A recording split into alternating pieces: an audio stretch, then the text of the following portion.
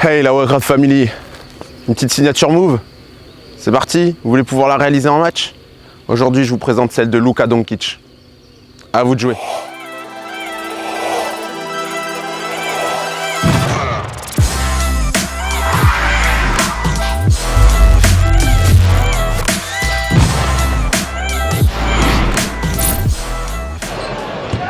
It'll be tough to beat this team without knocking down some threes.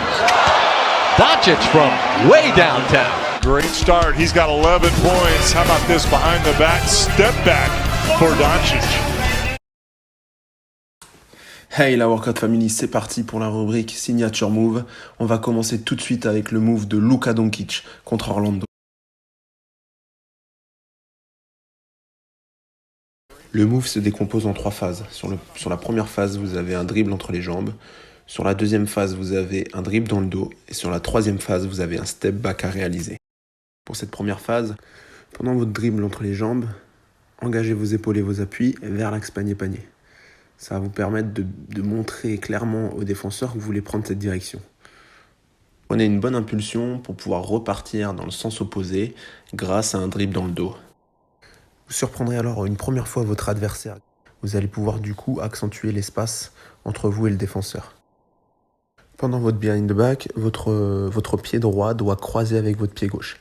Et c'est ce pied droit ensuite qui va vous servir à réaliser la phase 3, c'est-à-dire le step back. Vous devez prendre l'impulsion sur votre pied droit pour réaliser ce step back.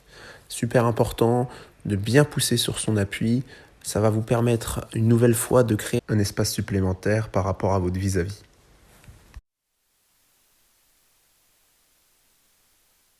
Alors le move demande un certain équilibre, forcément parce que vous êtes déséquilibré à 2 reprises, sur le behind the back puisque vous croisez vos appuis, et ensuite sur le step back puisque vous partez vers l'arrière.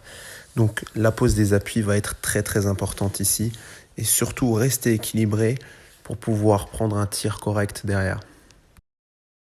Un petit point sur le règlement, pour pas faire marcher, au moment où vous croisez votre pied droit avec votre pied gauche lors du dribble dans le dos, vous devez absolument poser votre appui avant de récupérer votre ballon, de réceptionner votre ballon.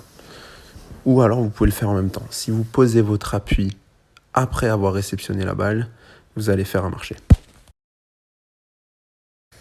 Forcément, plus vous allez mettre de vitesse dans ce que vous allez faire et plus vous allez changer de rythme en fonction des différents changements de direction, plus votre mouvement va être efficace.